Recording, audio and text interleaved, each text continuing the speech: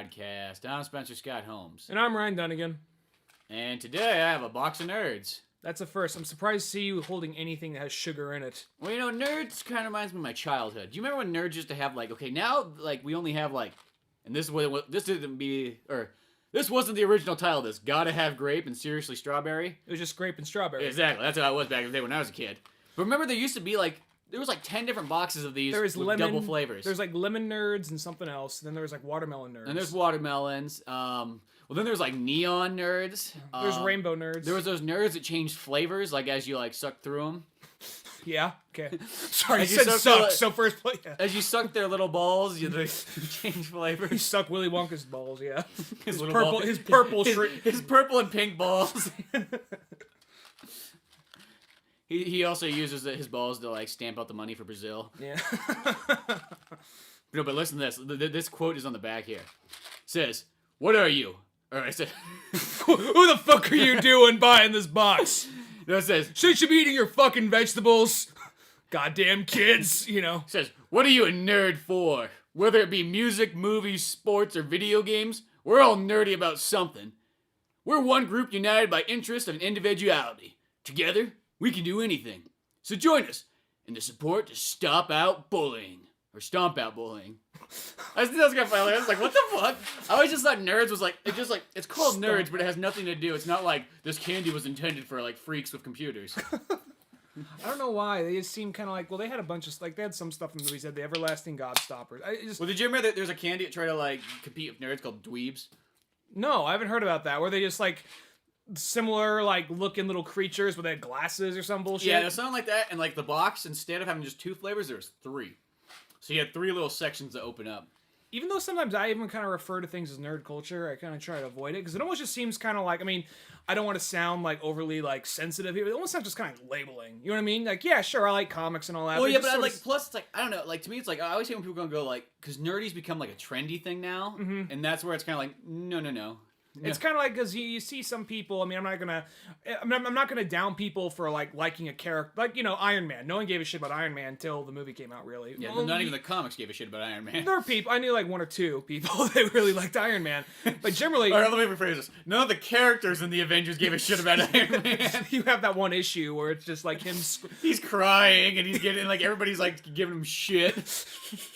Oh, look at me! I need an invincible suit to fight and shit. And when you're a kid, because you only really get 1 comic or so of each kind of group. That's it's all you really get. You're I get 1 Avengers comic, I get 1 Captain America comic, I get 1 Spider-Man comic, and that 1 comic is really what gives you the entire appeal of how these things go.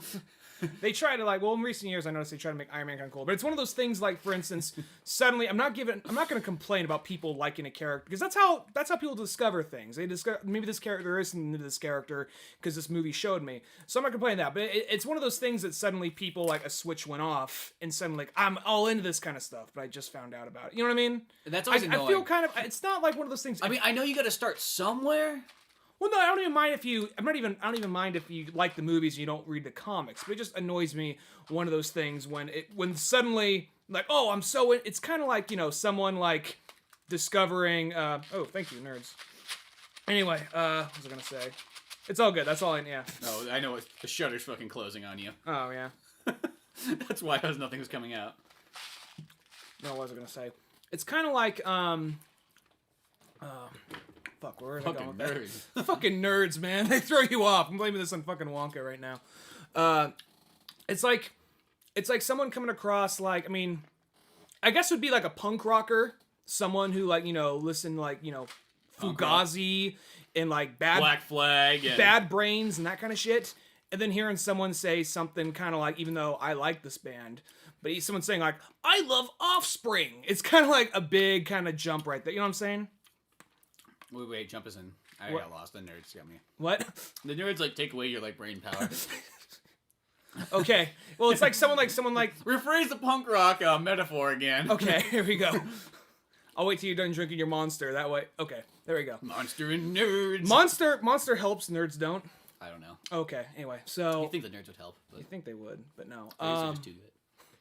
They're it's kind of someone I think we talk about punk rockers and people who are I like Black Flag and Misfits. But if you like Offspring, you can't join our club. But we're not a club. We gotta dress like us.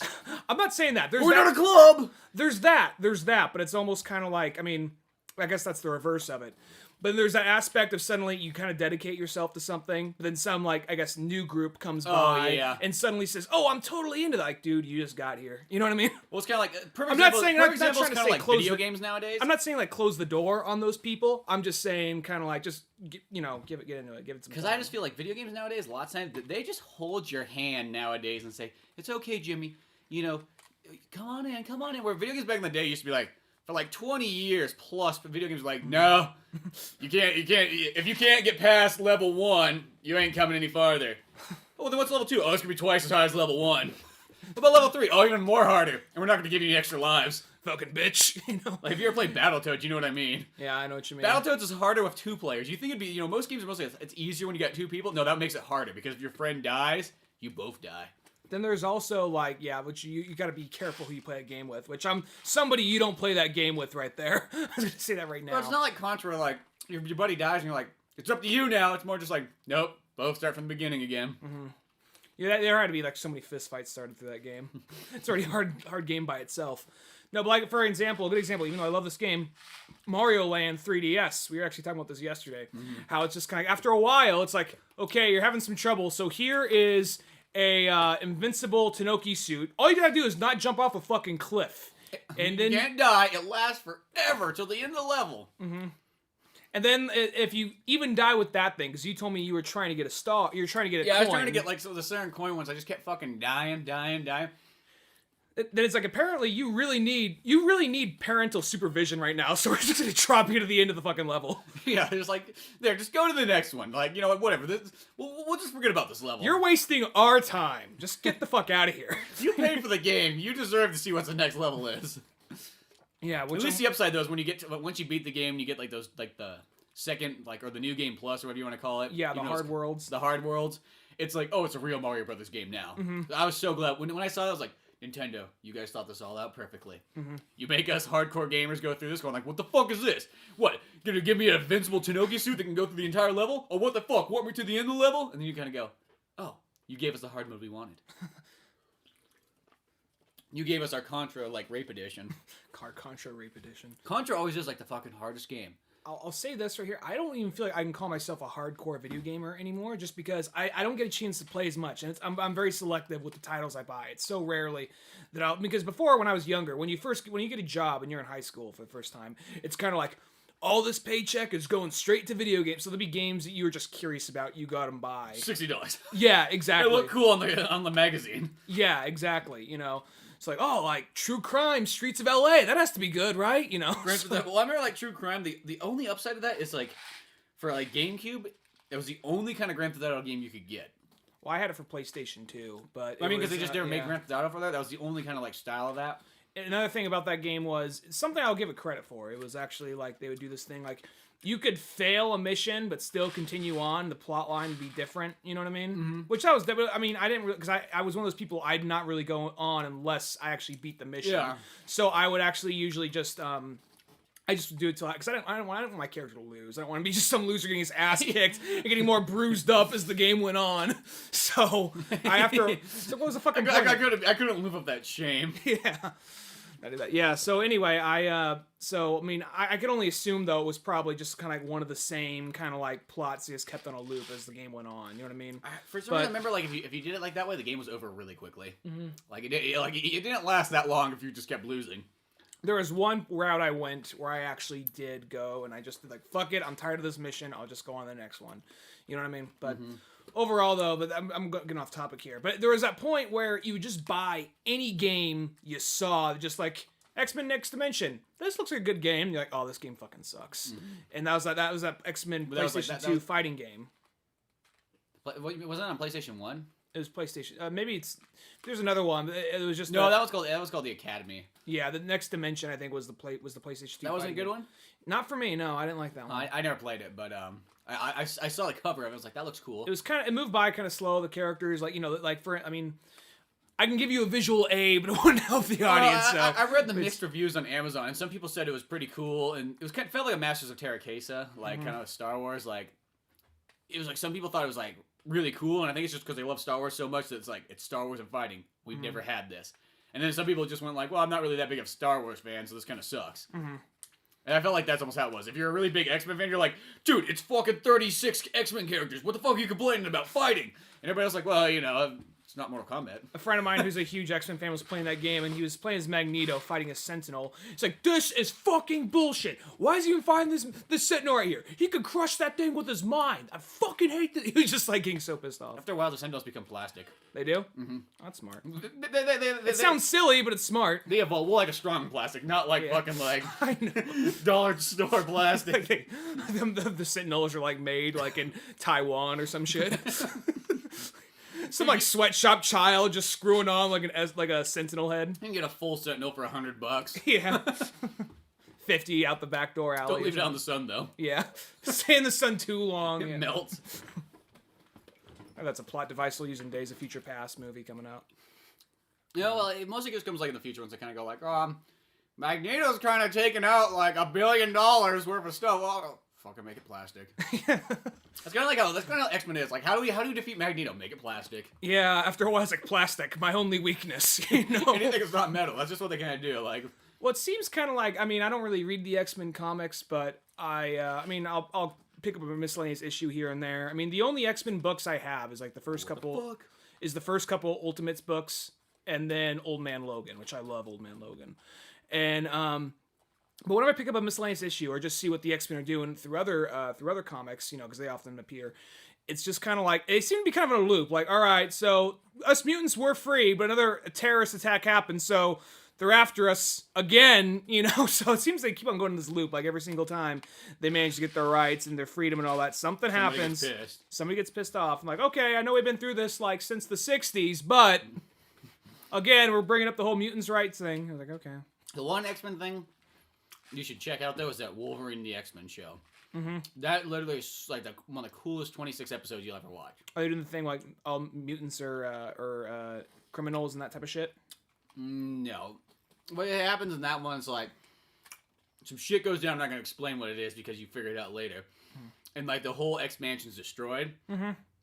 So it starts out as just the only like ones that are left right at the moment is Wolverine and Beast, which is a badass combination. That is pretty badass. So Wolverine's pretty much putting back the X-Men team together. And 20 years from now, like Professor X is like in a coma, and he wakes up in 20 years.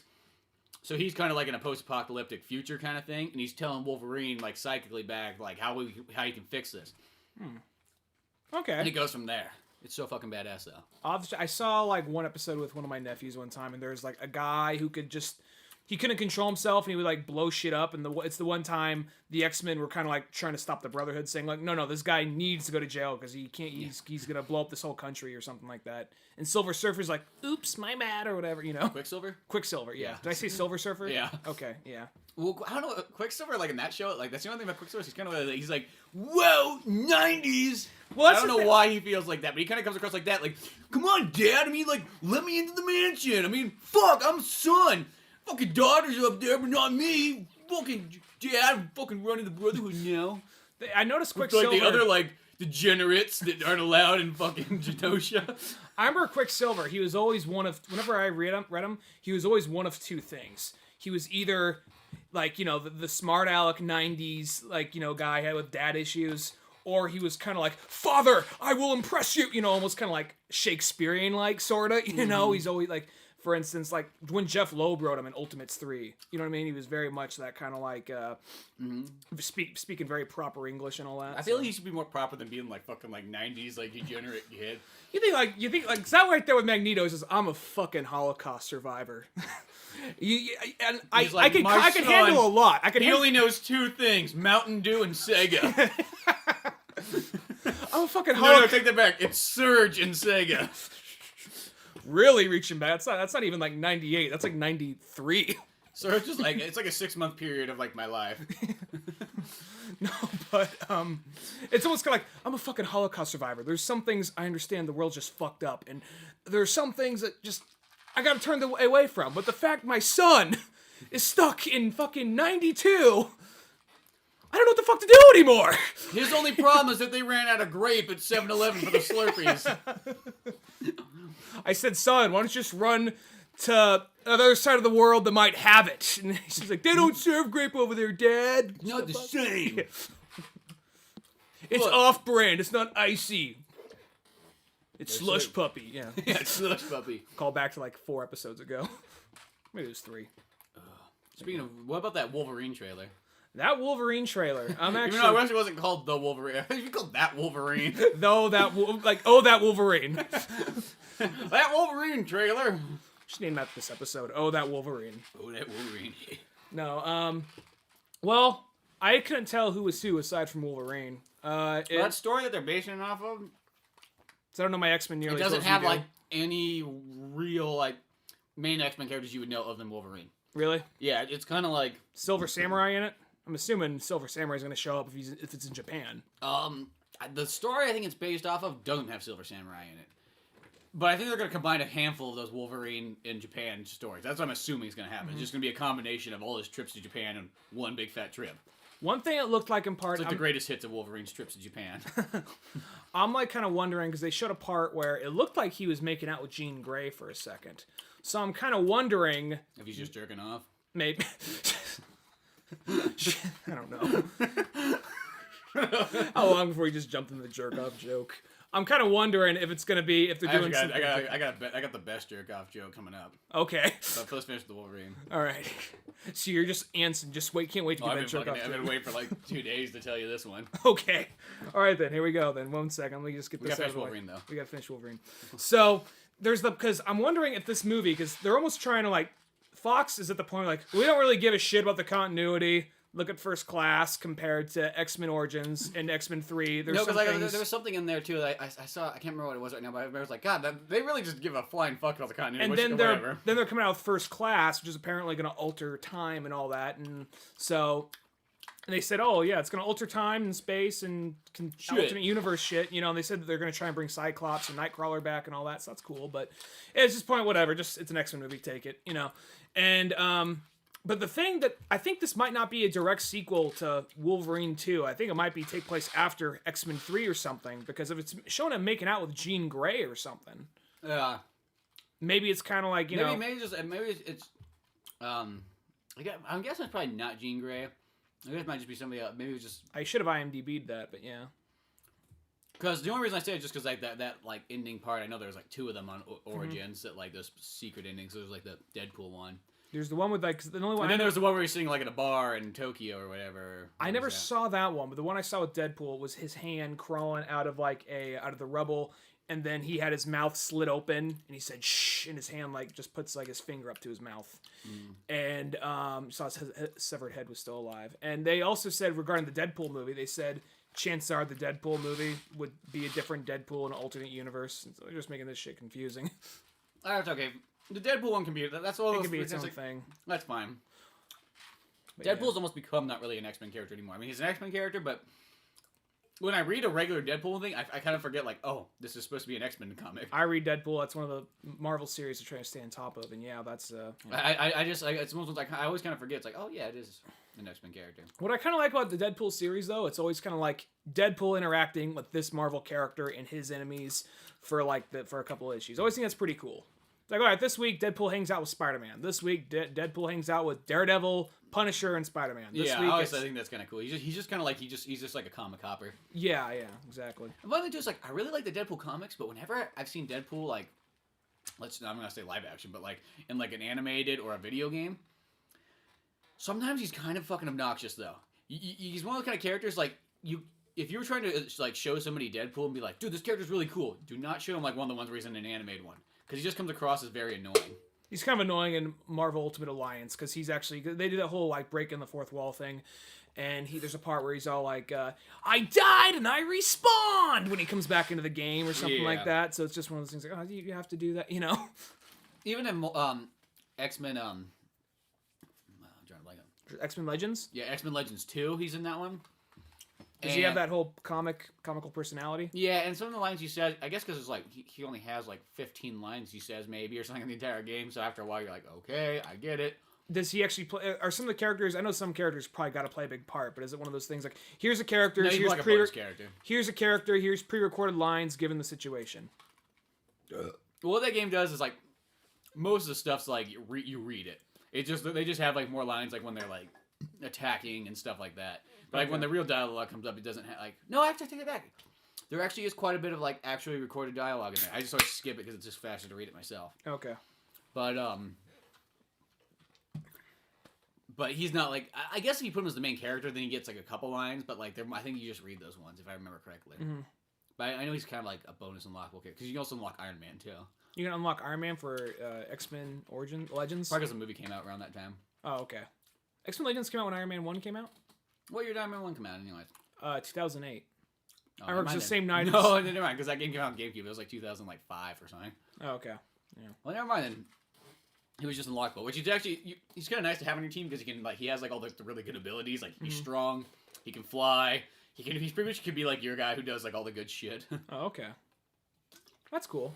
It's always kind of cool when they throw like I'm assuming Spider-Man's probably one too. If Iron Man's one, Spider-Man's got to be one. There's no other Marvel. There's one like I think the first one. It's like Tony Hawk games. They have like. I want to say there's one game where Spider-Man was an unlockable character, like in like an X-Men game or something like that.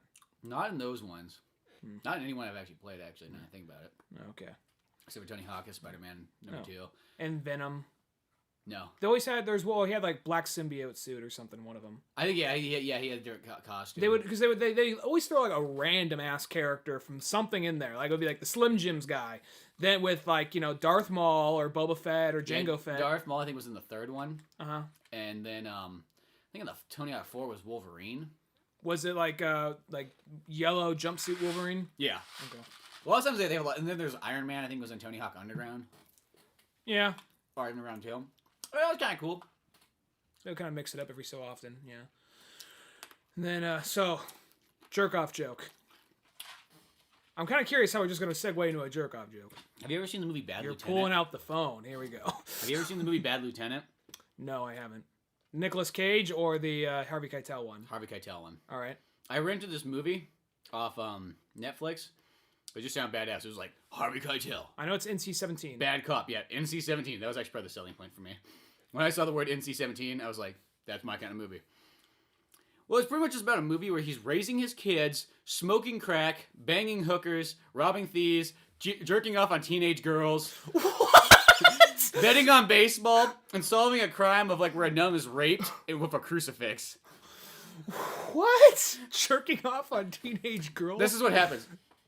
He's pretty much just. This is was probably meant to be like disturbing and weird, but it's a movie. It's like, yeah, okay.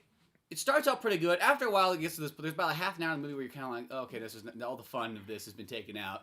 But that changes when. No. This is actually in the beginning part where it said that he pulls over these two teenage girls. He's like, so, what are you girls doing out tonight? You got a broken taillight. Oh, well, we'll get that fixed. You got license registration? No. And then they just kind of go on this long thing where it's like, it's really like kind of a long scene, but it plays really well. And he just gets to this point where he's like, so you out here driving? Does your dad know your car's out? No. What are you guys doing? You smoking pot, doing drugs? You just tell me. Tell me! He just starts yelling. And it's just like, yeah, we're doing stuff. And then after a while, it just starts breaking down. He's like, okay, you can do something for me, and I'll let you go. This is the whole thing. He's like, they're like, well, I don't know. It's either that or I take you down to the precinct and we call up your father. So those ones, you do something for me, I let you go. This movie came out when, like 92? Yeah, it's like 91, 92. He's like, you do something for me, I let you go. You can go home, your dad will never know. And he's like, there's like two girls in the car. He's like, okay. They're like 17? He tells like this one chick, he's like, show me your ass. Yeah, so this chick pulls down her pants and she just has like a thong on. He's like, that's right. And he looks at the chick driving. He's like, you ever suck a guy's cock? She starts questioning. She's like, no, you ever suck a guy's cock? Come on, you look like a girl that sucked a guy's cock before. He's like, show me how you suck a cock. Tagline for the movie. I've seen the poster. Just Harvey Keitel pointed the gun at the camera. Tagline, show me how you suck a cock. So he's like, close your eyes, show me how you suck a cock. And then she's like, she's expressing it and he's fucking jerking off right there. I was like, oh my fucking God. I was laughing so hard. people, it's probably like one of those disturbing things. That's where it goes like, this guy's so fucked up, and it's just. Well, yeah, it's supposed to be like this one with this cop is so fucked up. I mean, like one of the first scenes, he's fucking buying crack and smoking it. That probably wasn't in the Nick Cage version, I bet. And then he starts to like, and then he like chases the dragon a couple times with it. Then there's one point where he's banging a hooker, and then like I didn't know if there was a dude there or if there was a chick that just happened to look like David Bowie. And David Bowie. Once again, it was one of these movies. This is where I've seen Harvey Keitel's dick for probably the third time in my life. That's 3 times too many. It's way too many times.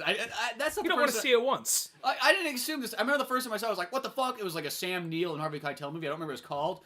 But it was like where Harvey Keitel was like sleeping with Sam Neill's wife. I was like, poor Alan Grant.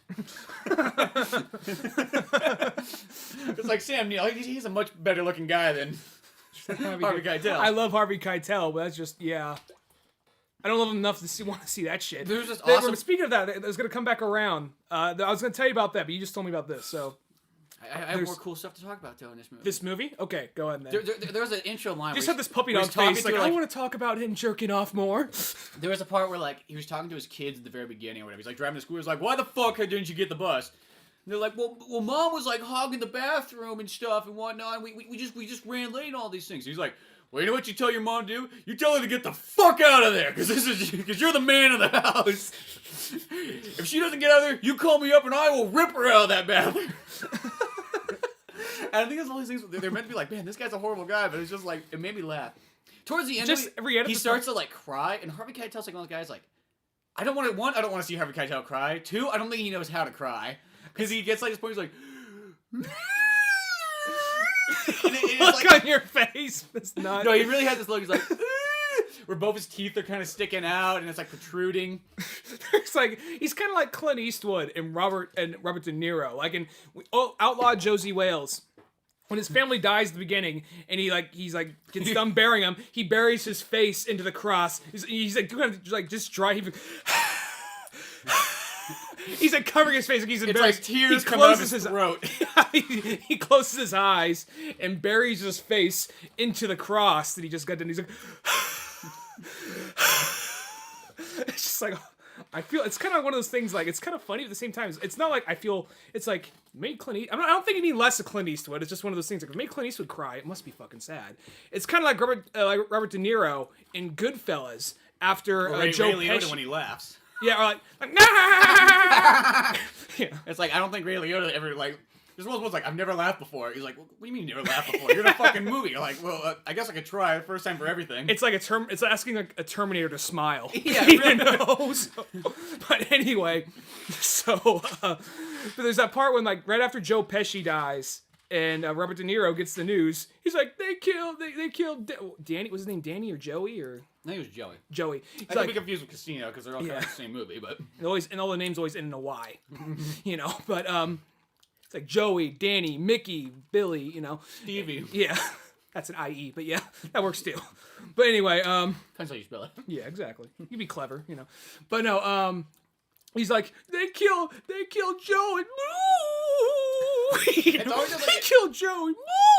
Like you just look at you're like a sad moo, like a sad high pitched moo. But yeah, the movie. Okay, what's this?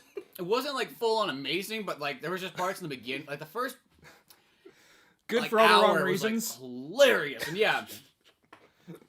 Oh, and then there's a part too. Is like when that chick, when the nun was getting raped or whatever. There's a nun getting raped in the movie. Yeah, there's a nun. They're really just trying. This sounds like one of those movies. We just want to make the most fucked up movie possible. Well, the most confusing part is like it has like these like extreme quick cuts. So it's just like it goes from a scene where like Harvey Keitel and a bunch of police officers stand around like talking or whatever, and then just instantly fucking a nun's being raped. No like prelude to this, just fucking she's on the ground, they're like ripping her dress up as a Harry Bush nun, fucking raping her, and then it cuts to like it shows like the cross where like Jesus is hanging there. With the chick screaming with, well, hey Jesus. And then it cuts back, and then it's like a live action Jesus is like hanging there, just kinda like, oh, I wish I could do something. Yeah. Too bad I'm nailed to this cross. Yeah. If only somebody could help you out. Cuts back to Harvey Keitel jerking off on more teenage girls.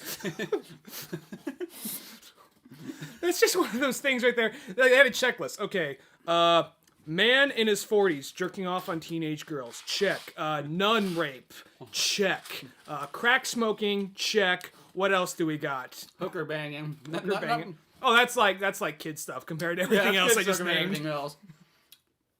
David Bowie hooker, possibly. There's a part at the end where he's like, Is he changed? He's crying, and he's like in the church. He's like, because like that nun's like, she's like, I forgive the boys that have raped me. You know, they're just good boys. I know them. And it's just like he's sitting there like, Are you a retard? He stops for a He second. doesn't say fuck. He almost says fuck. And he's like, I guess I'm in church. Well, this movie ain't as funny as that. But then he starts breaking down, crying in the church, and fucking Jesus is like standing there, just looking at him like, what the fuck, man? And it turns out to be just an old black lady. But he's picturing as Jesus.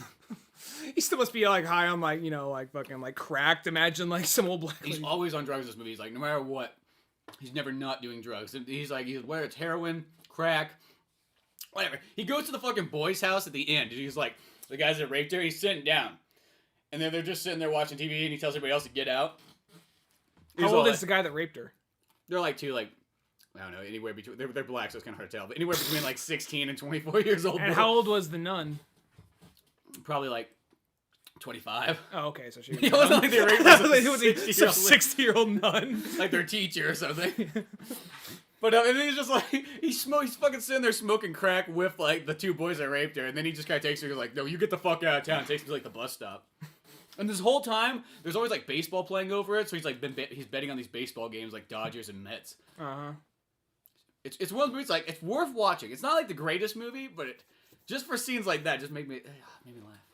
Once I almost bought that movie for like $5 at another not our pawn shop. It was a pawn shop out of town. It would be worth it for $5. $5. It's one of those ones like it's definitely worth watching. I mean, it's one of those ones like there's about a half an hour period where he's just kind of crying and sad and doing drugs. Where you're kind of like, well, this is not as funny as it used to be. So he just does like a siren wail, like a woo. He just like. And you're just like, oh, I don't know what to like that ringtone. Ooh, Harvey Keitel like cry. I'll go with that. And then this other movie I saw. Oh, you want to say what you want to say? I saw the movie The Master.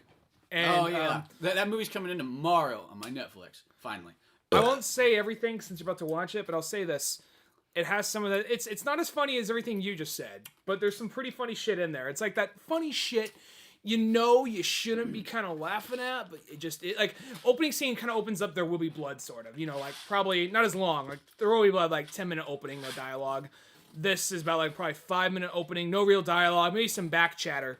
Mm-hmm. But he shows him on the beaches of Japan during World War II, and him and like some other like Navy guys just kind of hanging out and all that. And they're just kind of showing that like, you know, Joaquin Phoenix is kind of like an alcoholic and all that, right? Mm-hmm. So they show him like mixing beer with coconut juice and all that, and you just see in his head there's just something off about him. At one point, you know, they're a bunch of Navy guys, so at some point they make like a naked chick out of sand. You know what I mean? Like, you know, a tit castle, more or less, I guess would be a sand tit castle. And anyway, at some point they're all just joking around like, yeah. Then he actually literally he's pretending to joke around, but he starts fucking humping the thing right there. And at some point then it cuts away, and it's just kind of like some weird, not like 2001 Space Odyssey, but I don't know how to. I think just kind of go off key cello. If I want, I only saw it once a little while ago. Really good flick, by the way, but very artsy. And then at some point, yeah, he does that. And then it cuts to like it's no Boogie Nights, but he's one of those directors. I will say though, it's like I enjoy all of the movies I've ever seen by him. Every single one of them, they're good. But it's always they're never as good as Boogie Nights. So then it cuts to him.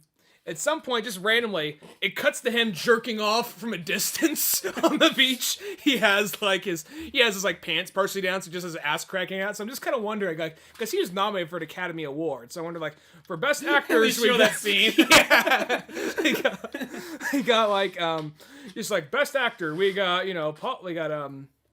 Christoph Waltz. Show a quick scene from like Django Unchained. I don't know if he was nominated, probably not, but like Ben Affleck from Argo, then show like Joaquin Phoenix from The Master. Just see him jerk it off for a second. That's the scene. Just this awkward, distant shot. And then there's like, it's just one of those movies. I won't spoil it too much, but there's also just weird shit in it. You'll know it when you see it, but yeah. I can't wait to see it coming in finally. I took forever because some of those movies, it's like You get these long waits. Like, why the fuck is there such a long wait? I kind of want to like take footage of that and make like the most weirdest, obscure fucking trailer with with Master of Puppets playing over, like Master, like the cuts are matching perfectly to the song. Would it say like, you know, Amy Adams? It just shows like there's a scene in the movie where she's doing this mind thing. And she's like, imagine my pupil, like, look at my pupils. Now imagine they're black. And just Amy Adams, I got kind of a crush for this movie. She creeps me right the fuck out. There's a part where it's zoomed in on her face, just centered shot of her face. Her eyes turn black. They're doing like a mind exercise kind of thing. Just like show that, like Amy Adams, that song playing, like fucking like Paul. What's his name? Paul. Not Paul Giamatti. What am I saying? You're thinking of Hoffman. What's his first name? Philip Seymour Hoffman. Yeah, Philip Seymour Hoffman. I remember his last name. That's weird. Philip Seymour Hoffman. There's a part where he yells at some guy. He's at some yuppie club, and some guy's like, "You're generally starting a cult." No, it's not a cult. They get into a debate, and he just ends the cult. He ends the debate saying like, "Pig fuck!" Yelling that. Just cut to that guy. Just saying, "Pig fuck!" Philip Seymour Hoffman. Like, you know, Walking Phoenix. Cut to him just like jerking off, just like with the weirdest fucking trailer. Just master, you know. and then at the very end, like it just says the title of the movie. You just hear the back. There's a part where they're both in a jail cell and they're yelling at each other for like a whole minute, like "fuck you, fuck you, fuck you, fuck you." Just have that as the background noise. It's like the credits come up, it's just like coming soon. Yeah, fuck you, fuck you. You know, just back and forth. When you see the movie, you'll know what I mean. No, I think I can get it still. You know what movie I just saw actually? That one that Kevin Smith was talking about on his Movie Makers one, the Noobz. Oh, I wanted to see that. How was that? With Jason Mewes and was that on Zelda? Was that on Netflix and all? Zelda Williams? Yeah, Zelda Williams was in it, who's extremely hot actually. Which she is, yeah. It's supposed to because she looks a lot like Robin Williams, which that's the only thing is like it's like a really hot Robin Williams. Have you seen Bruce Willis's daughter? Yeah. Rumor like Willis? Yeah. She has kind of like that. But she's got the Bruce Willis like skull. She has the Bruce Willis skull and kind of the Bruce Willis squint, but it's weird. Like you look a lot like Bruce Willis, but she got kind of the Bruce Willis forehead. She has the squint in the skull and the cheek, but it's really just like it almost feels like one of those like weird things. That's like, you know, it's everything I love, Bruce Willis, but now it's a woman, so I can love it. No, I'll say this: she actually is a good-looking girl.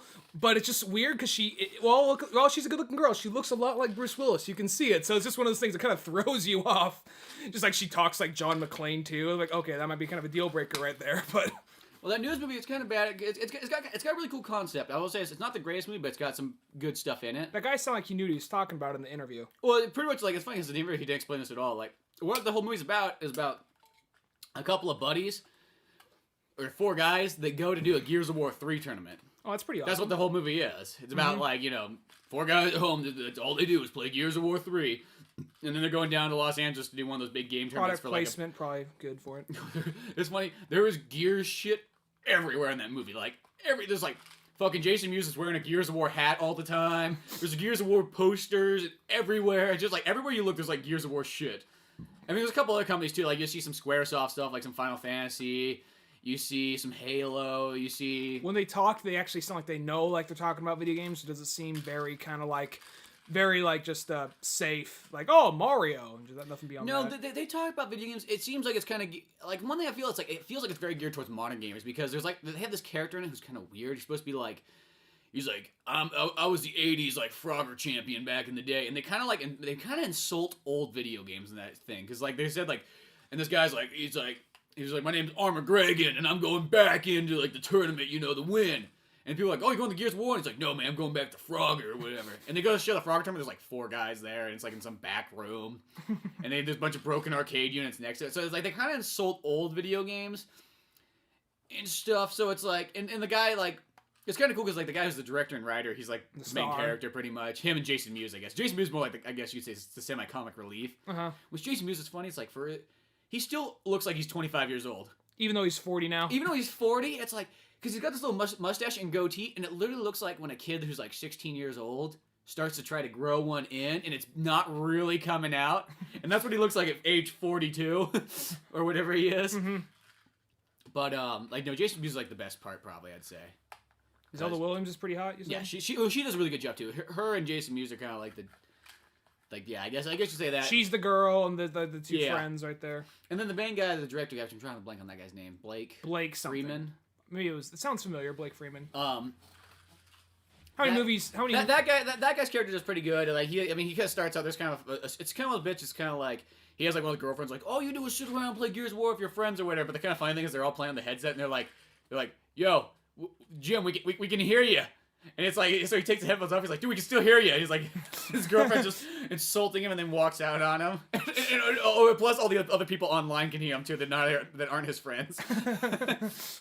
But I mean, it's got some kind of retarded comedy in it, and one of the characters is like gross out jokes. No, nothing like that. But it's just got some kind of retarded, not gross, I guess. But there's like one character who like they make out to be like almost like a little too gay, and at first you're like, God, they're just doing that stereotypical gay character. And for some reason, God, sweetie, that kind of guy. character, not like that, not like what's that show from the 90s? Will and Grace, not like that guy. All right. But it's just like one of the characters like he's like, dude, I'm not fucking gay or whatever. But he's like, they show scenes where he's putting lipstick on. He's got a fucking like woman's purse, and he works at like a woman's store. It's like they almost like try too hard.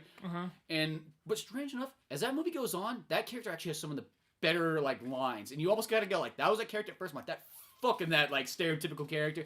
You're like, that character actually kind of proves himself in the long run. Oh, okay.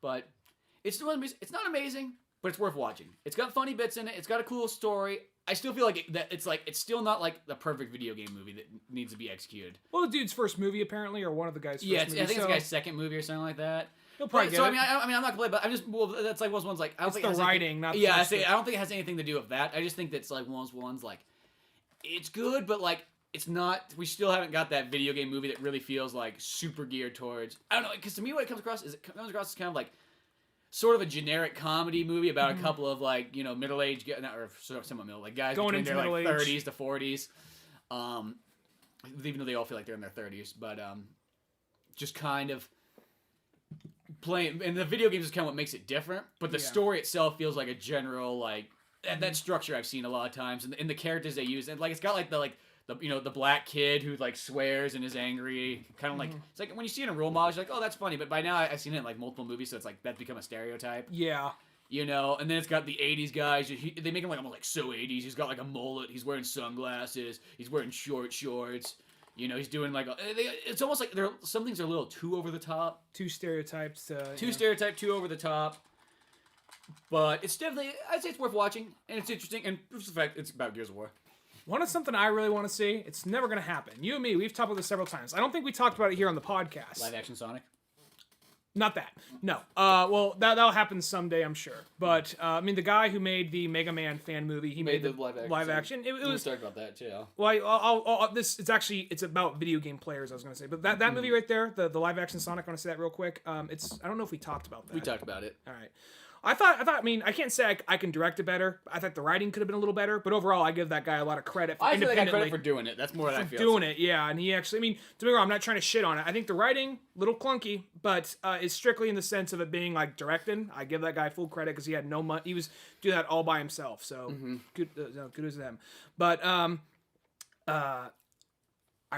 this movie's probably never gonna happen. But I really want to see it. We talked about this.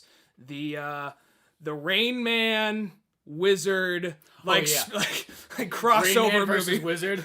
Rain Man versus Wizard, where Christian Slater, because like Wizard, for those of you who haven't never seen Wizard's this movie where this is pretty much really what Noobz is really like a modern day version of the Wizard. That's what I was thinking. It's almost like if those Wizard characters got older. But if you really think about it, I like our version more though. Yeah, I like our version more. And plus, the Wizard's much better than like Noobz. Like really? Oh, I definitely say so. Okay. Well, Wizard, because Noobz is cool, but like the Wizard, I think that one's because to me it felt like it has more video game stuff throughout it. Well, it's an hour and 20-minute commercial for Nintendo when it gets down to it. I guess maybe that's the reason I like it anymore. It's like even though it's like as much as I love Gears of War, it feels that was really early 90s. Yeah, because like the thing about like Noobz, it feels like it's only like Xbox 360, kind of only first-person shooters.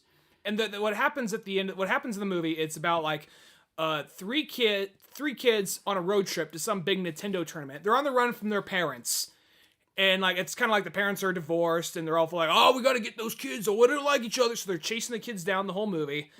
And by the time they in the big tournaments, actually in Universal Studios, So of course there's this whole part at the end where they're running through different rides, trying to get to the tournament in time with their parents and security guards chasing them behind them. And then there's this whole part where there's the evil rich kid who has the mega glove or the power glove. Yeah, power glove. Yeah, the power glove, who's the evil rich kid who cheated. And then the little kid that was good at video games, he was mute. He was kind of like this partially retarded partially retired kid, but he's really good at video games. Yeah. And, there's the girl who's just there for the sake of being a girl. And then just to have a girl, and then there's, the I guess technically the main character. The main character. Who was using his brother. Who was using his brother for fame and fortune. And then Christian Slater was, he was like the connection older brother who's like, Dad, I used to play video games all the time. Come on, Dad, we join together. Because the dad was kind of like, fucking kids and their fuck games. And then I think what you could do is you could do a sequel of that. It's also a spin-off to Rain Man. Yeah, it's a sequel. It's a bridging sequel between Rain Man and the Wizard. Because Rain Man is extremely intelligent but retarded too.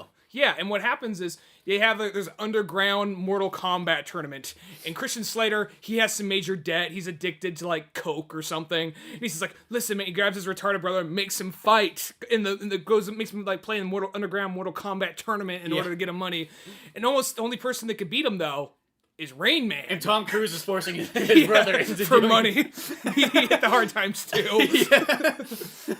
Yeah. How it's gonna end, I don't know, but I want to see that fucking movie. I want to see it would be this big fist fight between Christian Slater and Tom Cruise. Yeah, while they're playing Mortal Kombat, Christian Slater and Tom Cruise go at it. They go at it like in a real Mortal Kombat thing. Yeah. It's a parallel action. While those guys are playing Mortal Kombat, these guys are living Mortal Kombat. That'd be badass. It's a draw though, because who's gonna win out? Who's gonna walk out of that? I know. How can you not like that though? It's all badass. It's gonna be all right. I know. I got a spin-off sequel. Is it like a Freddy versus Jason kind of? Kind of. Alien versus Predator. Better than that. Yeah. So, I want that movie now. But anyway, speaking of more random movies, G.I. Joe 2. You saw G.I. Joe 2 yesterday. G.I. Joe Retaliation. Which that one right there, it's kind of like. It felt like The Rock kind of just put his rock body in the way and just said, out of the way, you. No one can move The Rock. He just stands there with his arms on his hips. That's almost like a good saying for him. No one can move The Rock. You just have him sitting down on a rock. Arms crossed. Just Straight looking at face. you with the rock eye with one eyebrow up. Under Armour shirt. Yeah, Under Armour. Sponsored by Under Armour. It says at the bottom. Because I was thinking maybe the Under Armour thing, it's just something for Fast 6 and 5. No, he's rocking the Under Armour in this. For anything. If he's not wearing his camo, he's wearing Under Armour in this Scorpion shit. King, he's just got Under Armour armor on. Why not? At this point. So anyway, something I gotta say real quick about this movie is, it was enjoyable, but it was generally, I thought it was kind of dumb about it, is that they're like, remember that last movie? We're erasing everything that happened, and to a certain extent, it's like it still is a continued one. It is, but they kind of let's make this about brand almost new characters, pretty much. Which I think it's kind of dumb. Almost, some characters I understand given the boot. I thought it was cool when they brought in The Rock and some other characters, but it just seemed kind of dumb to actually kind of come in and just say, the main character in the first one, Channing Tatum, Duke, dead. Yeah. Well, that's the whole thing, and they played off at first, the way they played it first is I just assume he's gonna be a main character, because you watch the first 20 minutes or whatever, or 15 minutes, and you're like, oh, they're best buddies, him and The Rock, they're hanging out. Yeah, I'm kind of wondering, like you said, maybe Rock just came in, you're gonna, just woke up at the edge of, Channing Tatum's bed, because I don't know if it's one of those things, if they said, listen, Channing, you'd, Channing's we're gonna do, G.I. Joe 2, right? Yeah, we are, you're gonna be in it? This was your first starring role, Channing. Yeah, you're gonna be can I be in it? You kinda can be in it. We got someone new. I was gonna use the word better, but that might be insulting. Yeah. Well, it's either that. It was either that right there, or it's just maybe The Rock probably Channing Tatum was asleep. All of a sudden he woke up he's Channing. He woke up, sees The Rock, just silhouette of his arms crossed. Well, you can see it, it's a silhouette, but you can still see Under Armour. It glows in the dark, the Under Armour. Just, arms crossed, Dwayne? Yes, it's Dwayne. He's what do you want? He says, tomorrow, you're gonna go into Paramount. You're gonna say you want out of the G.I. Joe movie. But I'm already signed a contract. I'm the lead star. not anymore. Then he just like drifts off into the shadows. He has like a Clint Eastwood where he just like slides away. Like Outlaw Josie Well just slides off into the shadows and disappears. You slowly see the Under Armour just kind of fade away. And then like because the thing about it is they kind of the only people that really carry on through this one. Because there's a lot of things. Snake Eyes, Storm Shadow, which I'm assuming, I don't know if Snake Eyes could be a different actor. Storm Shadow, same actor. I'm assuming that like Snake, even though it's like they're kind of like use the same thing, but like when he has a mask on, it must be a different actor the whole time. Probably. And the president, who's like the guy from Brazil. What's his name? Zartan. Well, yeah, Zartan. I mean, like he's from not Brazil the country, but Brazil the movie. Oh, okay. Whatever that guy's name is. I know who you're talking about. But that guy right there, like those are like the only characters that kind of carry on through it, except Channing Tatum, who dies off at the beginning. And there's a part where, like, okay, we have Cobra, and Cobra Commander, but it's not the same actor, which doesn't really matter. Yeah, it's a mask. So it's not Joseph Gordon-Levitt, which I don't blame Joseph Gordon-Levitt for not wanting to come back. Because, I mean, I'll say this is a better movie. It is a better movie. I just think it's kind of dumb to kill off the main character within the first 15 minutes. Well, yeah, because that's just the main thing. Is like, and I don't really care about the rest of it. Really, I just think it's like, you know, I'm not the biggest Channing Tatum fan. I've come to like him better as movies progress. Same here, because he was one of those people. It's just like he's somebody who's just relying on being a good-looking guy that people go see. He's really one of those kind of guys that somebody says, like, you should be an actor. Okay, whatever. Yeah. Fucking fag. Yeah, exactly. He came across as that guy, and now, you know, he's like, well, I never find this guy. Oh, well, he was beating the shit out of some like theater students in the back, and we're like, man, look at that acting. He really hates those guys. That's what I thought. What were they doing? Oh, they were tying him up to the back of a pickup truck, a 1942 Chevy, in Tennessee, with their Letterman jackets on. He looks like he's probably more from LA or something. Yeah, I know. But no. Anyway, I mean, that's how I always felt about him. But then recently in movies, he doesn't sell a movie for me. He's like, okay, he actually can act. He doesn't deteriorate me from a movie though. He's not one of those kind of actors where like, oh, that fuck's in it. That's how I was at first, and then I thought he was already in G.I. Joe 1. Beyond that, that's how I felt about Channing Tatum. Mm-hmm. But then I saw him in 21 Jump Street. Like, this guy has some range. He can be pretty funny, and at the same time, I've seen him in other things. Like, he's not so bad. Mm-hmm. So now it's kind of like, by the time I've kind of warmed up to him, he doesn't sell a movie for me. By the time I've warmed up to him, I'm like, okay, Channing Tatum's in it. Just like, I felt kind of bad. Like, just an arm pushes him out of the movie. This massive tattooed arm with an Under Armour like fingerless glove, you know, just like weeds him out. Yeah, and like, don't get me wrong, I like The Rock more, but it just seemed kind of like, yeah, we're switching this up pretty quickly. And within the time, it wasn't like the Rock was actually like they were. I mean, the guy, you got to cross their best friends, but it was almost kind of like The Rock was always making jokes at him. And he really Channing Tatum became the little bitch. It was like, what? Well, you can't play fucking. Look, you're a retard when you play video games. You don't know what the fuck to do. Yeah, and then like, you know, there's the whole part when they're like trying to shoot the cupcake and they're making bets or whatever. Yeah, it's like you can't even fucking shoot a cupcake. Fag, you know, fag. And then it's just like later, it's like, my best friend died, and he's all sad. Like that's what followed it. His friend, after like, you know, then it just seemed kind of dumb to me to do that because there's the character Flint. Yeah, Flint, who was really just there. He was just there. That should have been Channing Tatum the whole time. Not the guy he even looked sort of like Channing Tatum's like stunt double. No offense to that actor, but he just kind of looked like he was just like, what am I doing here? I guess I'm the parkour guy. I just happened to survive. Yeah. And there's, you know, Lady Jane, which is whatever. I mean, I wasn't really attached. The thing is, because mostly, like, nowadays, when they do these kind of movies, like, these kind of, like, let's say semi-over-the-top, they're more like superhero action movies. Let's just use that term. Uh-huh. The women characters are mostly always horribly made in these movies. Kind of like Avengers and all that stuff. They make them like, I'm so badass. I can outthink anybody. Well, it's woman empowerment. And this movie, though she still is a badass, she does not come across as being annoying and it's like, I can't believe that. That's just fake. Well, it's one of those things. It's one of two things. It's either she's like over the top, she's over like way too smart. Like there's no way you can outsmart Loki. Yeah, that was a stupid, like in Avengers, like Black Widow, like that, like it almost like ruins the character for me. Just as like that's, she's such a, plus it's Scarlett Johansson, I think is kind of a shitty actor too, but she doesn't bother me too much. But it was just one of those things. Like I was like, you can't outsmart Loki. No, but that's was the just whole point of Loki. But then there's the part where, I mean, Hulk beating the shit out of him with raw force. That's fine. Yeah, because that's not what Loki's good at. Yeah, but then a good. Here's the thing. I believe the Hulk could outsmart Loki before like Scarlett Johansson could. It's not so much that. It's just more like I just don't think you could, because I just don't think you can outsmart a character like that. And sometimes they try. His whole skill is he's smarter than everybody else. And I'm all for making smart. I'm all for like making woman empowerment characters, just when it's over the top. Well, to me that's when you go like too far. And then I don't like the characters when they're overly weak and they need saving every 5 seconds. Mm-hmm. And the woman in this film didn't really seem that way. I'll say RZA.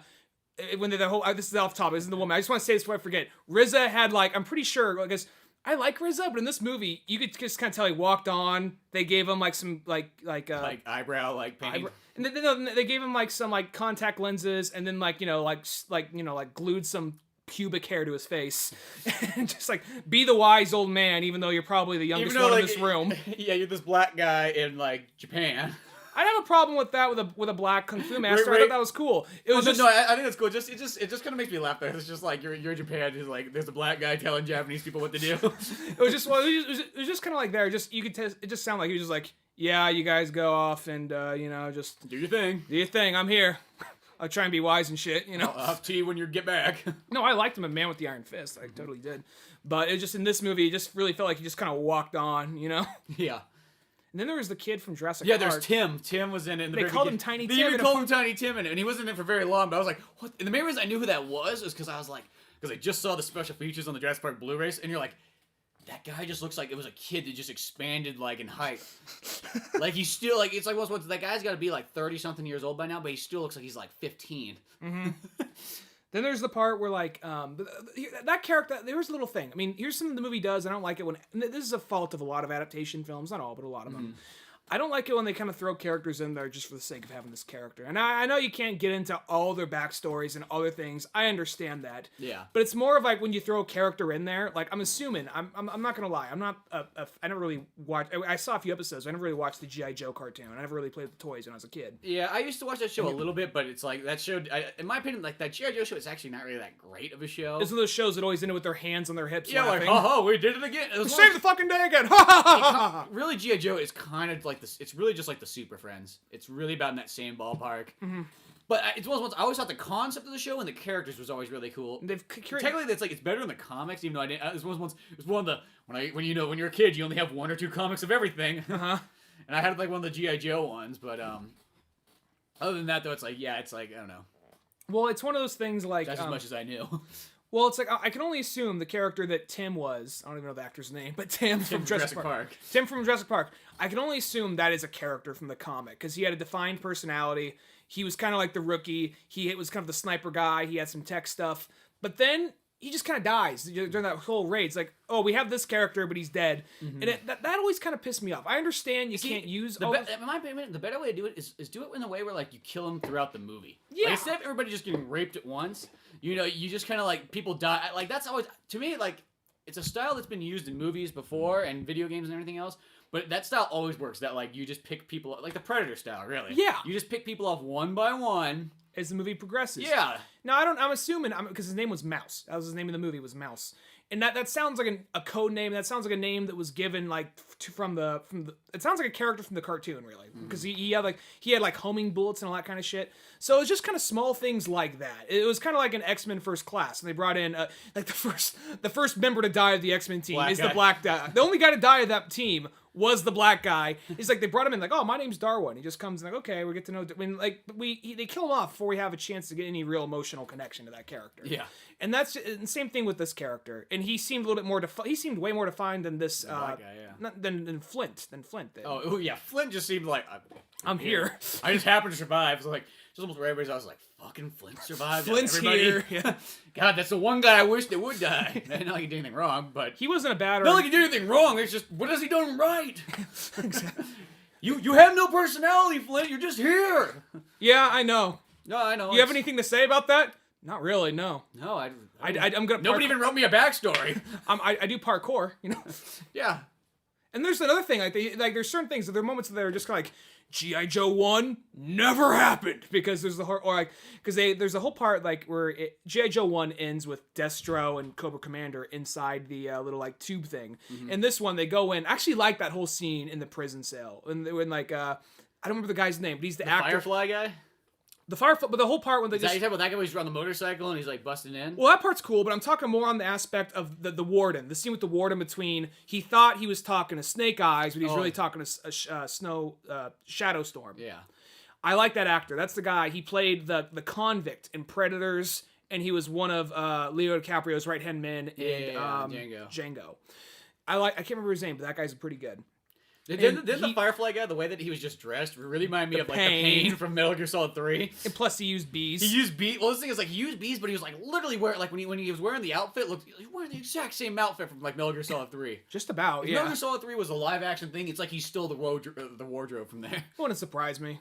Well, Metal Gear Solid just seems kind of like the violent G.I. Joe when it gets right down to it. Yeah, and okay, G.I. yeah. Joes are the bad guys. Yeah, pretty much.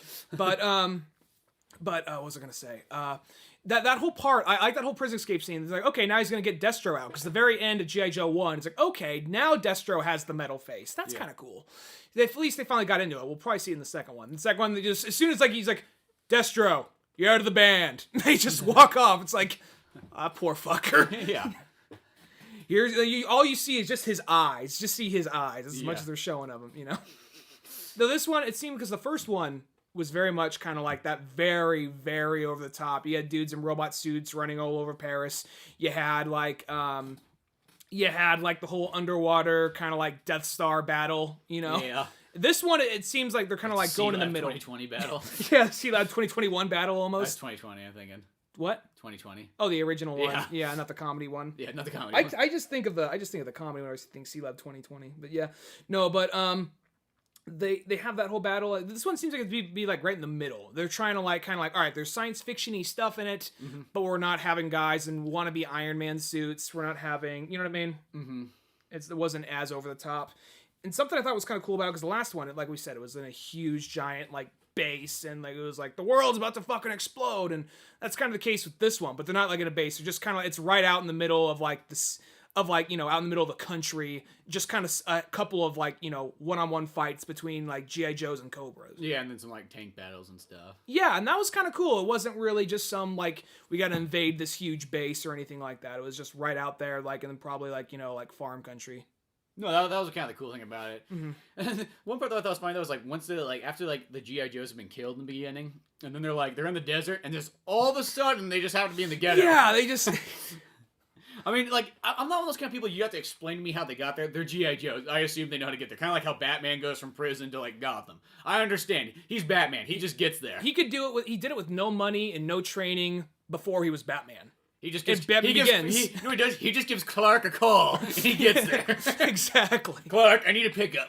What do you got going on? Yeah, that's what I figured. Yeah, you're still in production? Yeah, that's what I thought. Get over here. I thought it was kind of funny when they had the whole part where they had the when they're like, it was early in the movie, like one of their first missions, and they had like there was like the terrorists that were loading the like plutonium or whatever, and they looked like straight out of like Team America, like Dunigan, Jihad.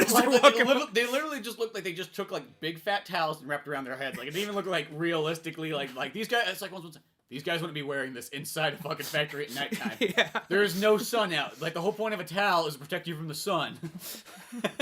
You don't need a thick towel to protect yourself when you're inside, like, a metal building. Yeah, yeah. Well, that's good, too. It's, like, also, like, when, like, they're battling the ninjas felt like these guys, like, I don't know what... They're all in red shirts, too. They're all dying. It felt kind of like almost like video game enemies, just like the same guys that kept coming after.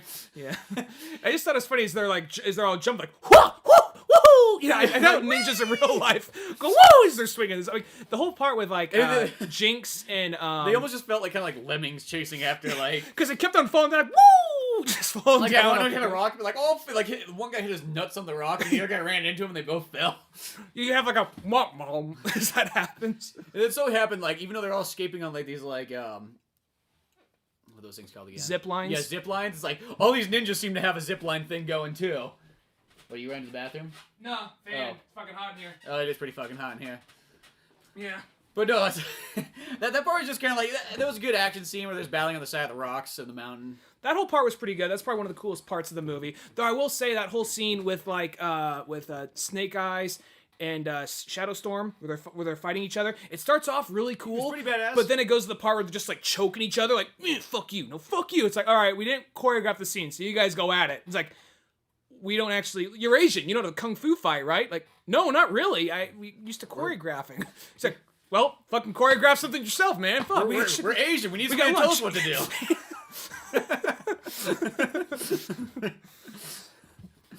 We're actors. We don't know any better. Actors, you gotta tell them what to do. Shit.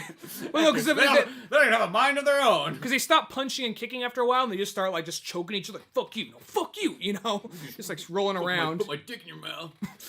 I'm sure that's what Shadow Storm was saying. Or if Snake Eyes could talk, that's what he'd say. Yeah, the whole part of Shadow, I like it was cool. I mean, I don't know, I haven't read the comics or watched the cartoons since I was a kid, but the whole thing with Shadow Storm, how he became a good guy at the end, I thought that was kind of cool. Yeah, no, I think that was how they worked together. Like, no, I'm not with you, but I'll fight this one time. Mm-hmm. And Bruce Willis in the flick, that was actually one of those scenes where I was like, I thought he was just gonna be a walk-on, but he actually stayed in the movie for a while. Yeah, he had a handful of scenes, and he did a pretty good job. I mean, he's really just Bruce Willis. He was just like Bruce, like he played General Joe. And Yeah. it was just kind of like it was just kind of like a day with Bruce Willis. Yeah, that's kind of what I felt like. He was just like, he's Bruce Willis. Mm-hmm. One thing I thought was cool is I like that Zeus kind of doomsday device that they set up. Because the cool thing about that is like it's like it pretty much levels somebody's cities, but it doesn't like leave radiation where like you can't go in there and like where you're just kind of like, I've eradicated everything. Now I just sit at home and wait. Yeah. 75 years. Yeah, that was pretty cool. You know, it's like I think that's kind of cool. So it's like you could totally like destroy somebody's like base or city or whatever you have you. I know But then go in there and now it's just a bunch of rubble. I know there's no point in arguing it really because it's, you know, politics, but there's the one part where he says, okay, I'm setting off this bomb, so everybody's like, well, I'm setting off all my bombs. Well, fuck you. Yeah. It's just kind of like... No, that was literally like the dick measuring competition of like countries. I'm setting off all my fucking bombs too. Just like one person's gonna fucking do it. We don't gotta, you know. But I mean, it made sense. Because the whole point of it was like he was gonna like, okay, if you blew up all those bombs, if you blew up like 1 billion or 1 million bombs or however many left off, like the fallout. Yeah, with all that fucking radiation just gonna come raining down onto Earth. It's just not gonna float it's not gonna float upwards towards space. It's just a fucking like little balloon from like a circus. Yeah, but either way, there's a little bit of a logic gap right there. But still, whatever. You know. And have you been noticing that like Washington has just been like it seems like DC and the White House have just been attacked like over and over and over in movies so far recently. It seems to be kind of like the new wave because there's Olympus Has Fallen, there's this movie, and there's that new Ronald Emmerich movie. And then you can out. even though we don't see it, but like Red Dawn, like the Red remake. Dawn, yeah. 'Cause we all know the White House getting attacked. Yeah. They are not fucking just attacking Colorado or wherever they are in that one. Mm-hmm. So yeah, It just seems like that. Yeah, and then there's the Roland Emmerich one, which is like White House down. It really just reminds me like Roland Emmerich's like, fuck that Olympus Has Fallen movie. That's my movie. Maybe it looks like it's like a bigger budget, so it wouldn't surprise me. Yeah, it looks like it's to be like bigger budget, and a little bit different, but Maybe- it literally just looks like, you know what? I'm gonna show somebody up with my own movie. It's kind of about the same thing. I'm gonna laugh if there's North Koreans because North Koreans have been getting like the shit like nobody's else. Even like there's a part. I know that like I know people's like North Korea as a country, but you gotta feel bad for all the rest of the people that just live there and be like, yo, it's not my fault. They fucking put fences up a long time ago. Where am I gonna go? Yeah. Daddy's boy is the fucking like president now. What the fuck am I gonna do? Yeah, he made the fences twice as high. No, but there's I've the been one working part. on my Super Mario jump this entire time, but it's just not good enough. I got to the point of doing a double jump. That's as much as I got. I gotta get the triple flip. jump. I Like, gotta get the triple flip. The second is all like North Koreans to do this. Woohoo! Like, don't do that. Don't go. Woo! But even in this movie too, it's like the North Korea, because like right there, like when they're blowing up, like everyone's like, oh fuck, let's self-destruct our missiles, and then like President, the guy, doppelganger. Yeah, the doppelganger guy. Zartan like, or whatever. He's sitting there and he's like, I knew North Korea would be last. He kept on poking at North Korea because I knew North Korea would be last. And then he poked him earlier too. He says enough to destroy your countries 14 times over. 15 in the case of North Korea. North Korean president just shrugs like, what? It's like, what the fuck? I'm like, I got like 100 by 100 mile country. Like, come on. And then like I thought, just the whole part where they'd actually destroy England. Like, guess what we think about fucking England? Yeah, fuck England. It's like fuck the Beatles, bam. Or One Direction, maybe. I guess One Direction, probably. Yeah. I was always They're a out bigger now. Jimi Hendrix fan. Even though Jimi Hendrix lived in England. He lived in England, but I mean he's American. Yeah, I know. They didn't think that one through. Shit. Well, I was trying to think, like, in my mind, I was trying to think of another band. I'm like, fuck. I'm not giving you shit. All those bands in the 60s are pretty much from England. I'm not giving you shit about that. I was just saying, like, the guy who didn't think halfway through, like, oh, fuck, Jimi Hendrix, oh, he's dead now. It doesn't fucking matter. Because, you know, Jimi Hendrix in 2013. He's still coming out. He's like, Jimi Hendrix is like Tupac. He's still coming out with albums. He really is. I was looking at Rolling Stone, and there was another fucking Jimi Hendrix album coming out.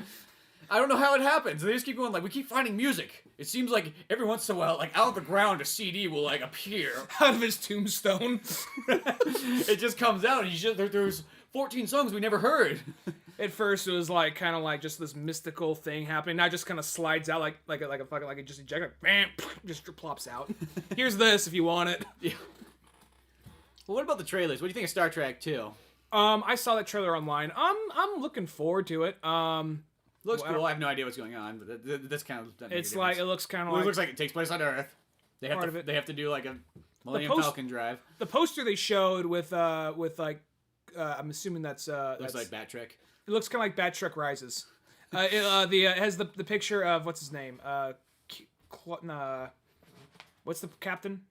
Kurt has a picture of Kirk standing like in like what looks like a bunch of rubble and kind of like the destruction of a building. It has like the Starfleet symbol or whatever like that. And I don't know. It looks like it looks like it'll be good. I'll check it out. I'm looking forward to it. Yeah, it's Star Trek. J.J. Abrams. There's the Hangover 3 trailer we saw.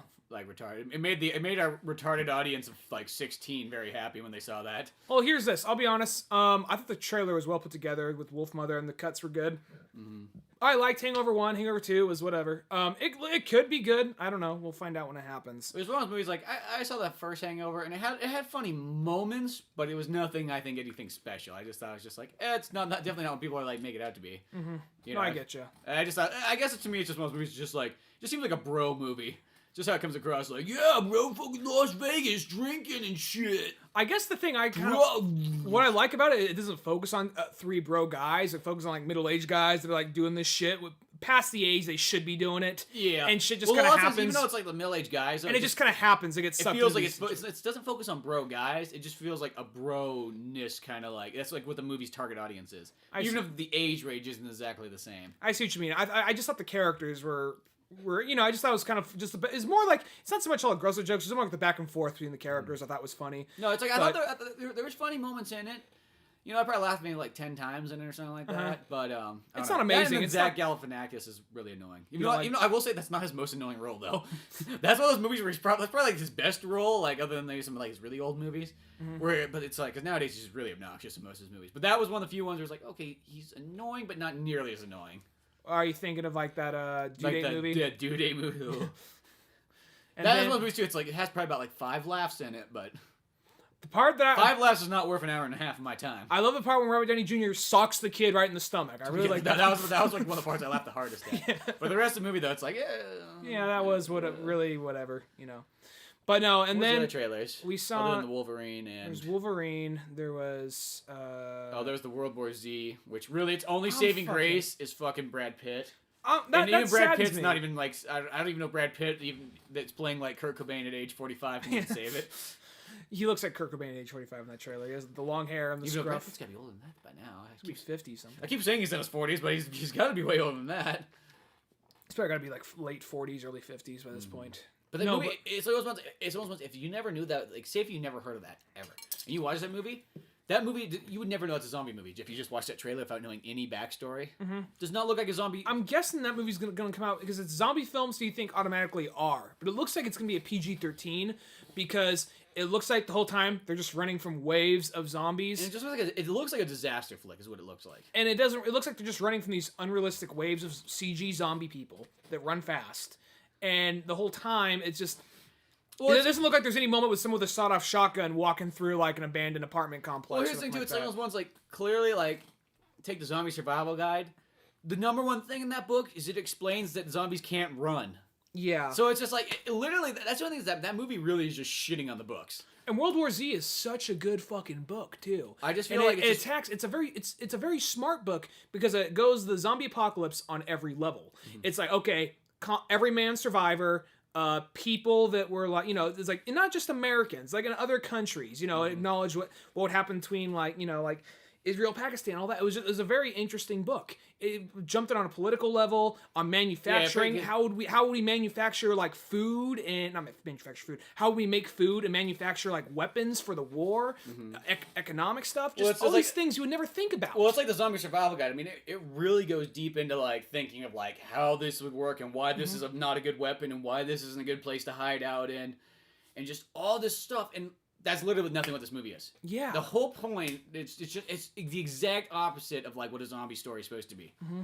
It's like, it's literally, because it's like, because the thing about the zombie survival guide in World War Z, that's like, zombies is real as you can possibly get. Like, this is the real situation, and this is what you'd have to do. And that is clearly like the most fakest zombie thing ever. It's like, it's unbelievable. And it looks like one of those things like we'll probably walk away with this movie from a PG-13. It might get an R, but I'm guessing it's gonna be PG-13 because they're like waves of people, just a wave of people. And I'm guessing what happens if somebody falls down, we're not gonna see him get eaten. Just a wave of people is gonna run over them. It just becomes like a massive like ball of like, or just like or they just get pulled into this crowd and they just sink in like a wave. I'm guessing it's gonna be something like that.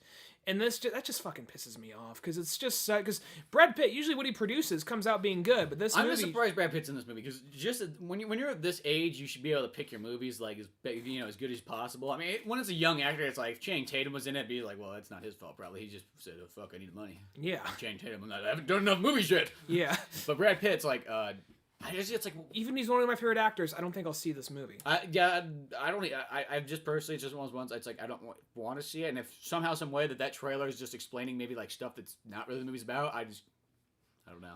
I just think it's an insult to because it's like one of those ones. Like mainly, I'm not the biggest fan of like any of these modern zombie crap anymore because zombies have been ruined a long time ago. But I think we can still come out with some. I think there'd be good stuff. It's just you need somebody who's intelligent. They're oversaturated, too much in the market. Yeah, they're oversaturated and they're just not made well anymore. It's just like because people like these fake zombie stuff and not like the real zombies. So go figure. Yeah.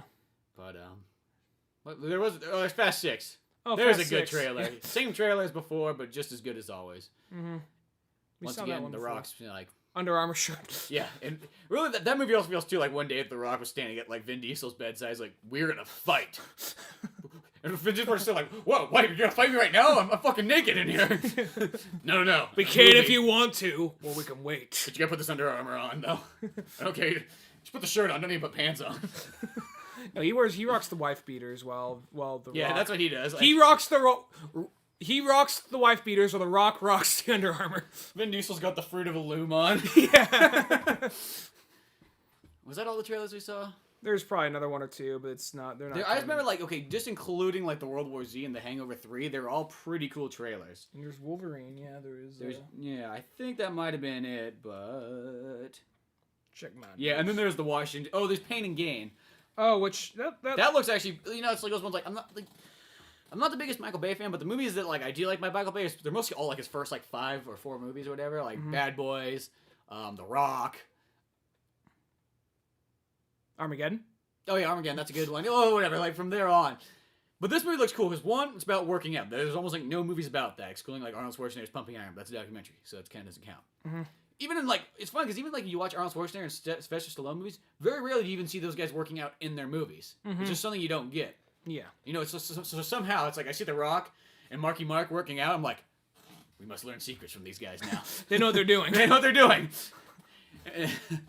And then it looks like it's gonna become kind of like a Bad Boys movie. It's funny because even the trailer, they're trying to steal money from like a douchebag or something. They're like, Michael Bay is trying something different. Like right when they said that line, it was funny because it showed like a montage of like cars, explosions, and like boats. Boats. It was like, yes, different as in story-wise, maybe. Actors. Well, this one's because it's a comedy. It's an action comedy. It's an action comedy, but that actually looks pretty sweet. Mm-hmm. And then the Washington has fallen or whatever. No, White House down. Yeah, White House down. Washington has fallen.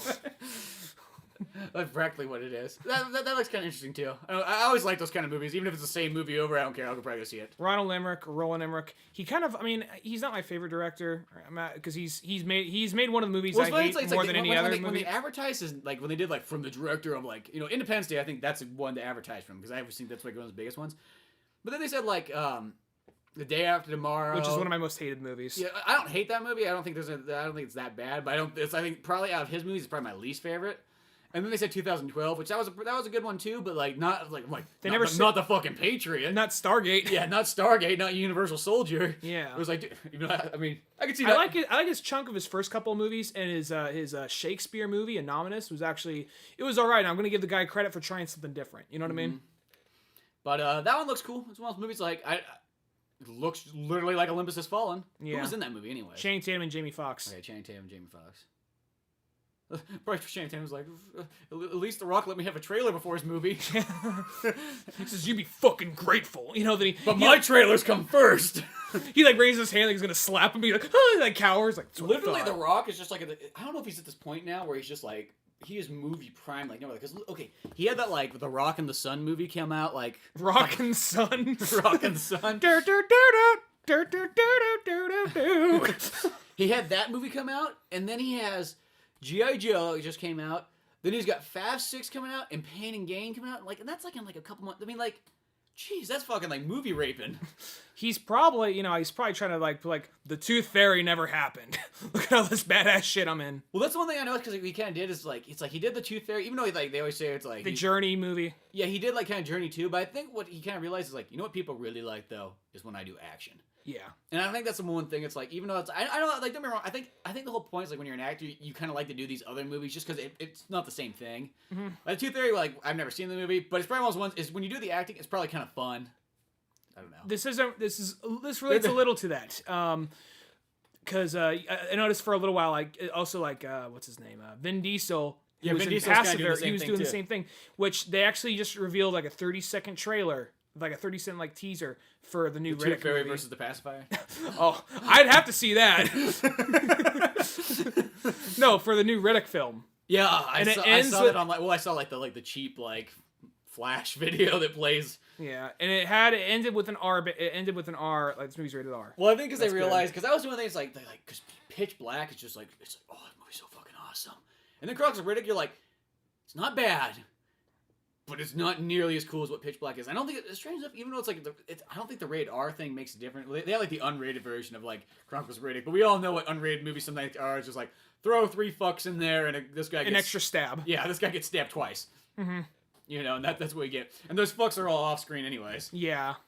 But no, yeah, that new one looks badass. And I think, like, that's the thing, too. Vin Diesel kind of had that problem, too, for a while. It's like, he was this really good action star, and then he started not doing action movies. Yeah. I mean, and it's fine if you do one of those movies every once in a while. He's doing some art films for a little while. Don't make it, like, a thing. Yeah.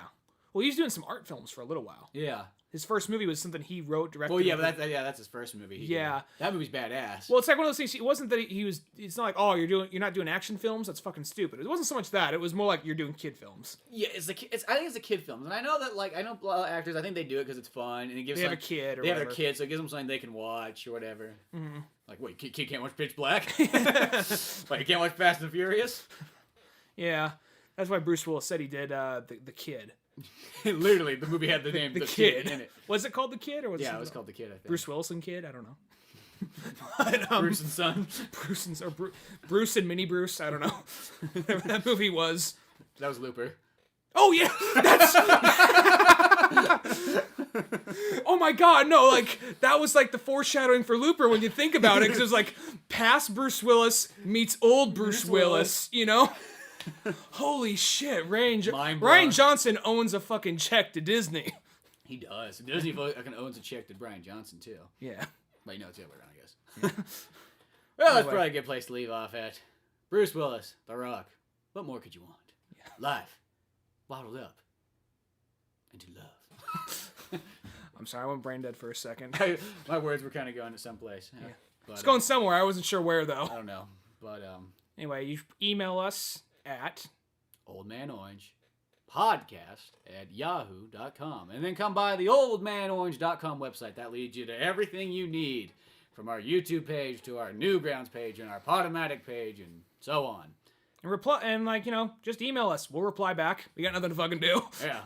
Yeah, what the fuck? Why aren't you emailing us? Yeah. That's the whole point. If you've been here for an hour and 51 seconds, you should be emailing us. Guilt trip. Now you gotta do it. But, yeah. Okay, see you later. Goodbye.